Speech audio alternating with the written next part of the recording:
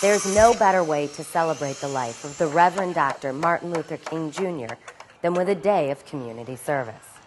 That was the idea for IAM members who came to San Antonio during the Young Machinists Conference and worked with Habitat for Humanity to give someone a chance at the American dream. I've never thought I would do anything like this.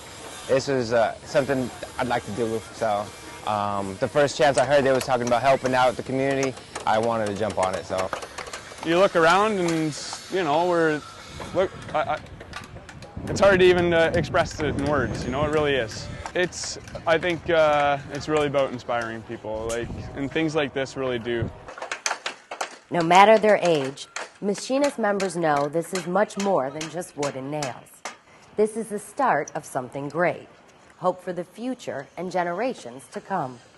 Seeing what we're doing out here, it's like, this is awesome. This is part of organizing. This is the beginning, the foundation. So it's for me to go back home and say, okay, let's get it rolling. This is what we need.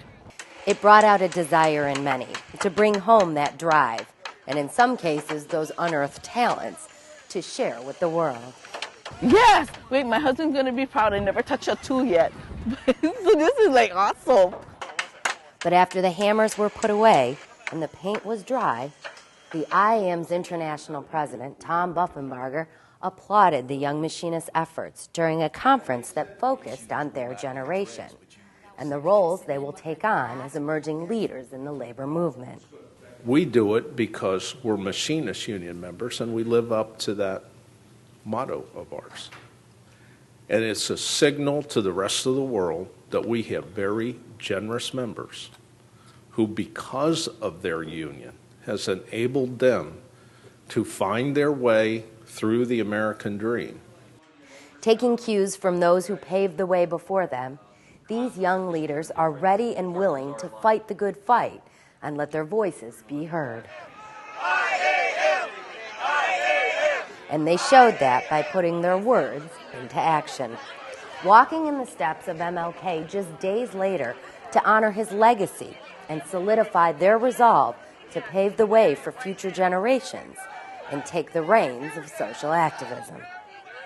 I think this is a great day for us to honor and be a part of the history and making, again, that we do every year when we do community service. And that's what it's all about when we stand for what Martin Luther King believed in and to hope to carry on what he started, because we had to keep it going.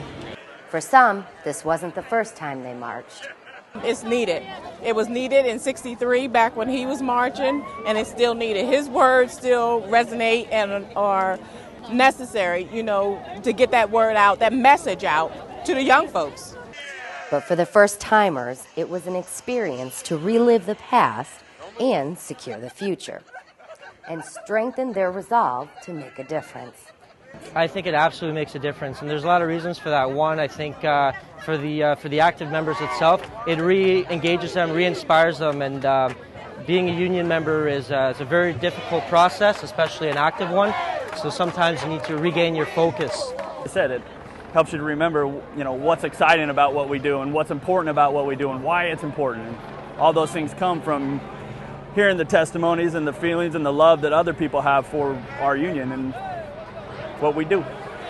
But the job is far from over, as now the real work begins. To take this message of hope and the American dream back to the world. It's a wonderful day. It's a wonderful day. So let our marching feet inspire us when we leave here to go back and continue to fulfill Dr. King's dream of shared prosperity and equal justice for all people. Yeah, I'm very proud. This is very moving. It's very emotional. It's nice to see that there's a lot of human beings on this planet and this country that actually share the same values, and that's a beautiful sight. For the Machinist News Network, I'm Deirdre Kaniewski.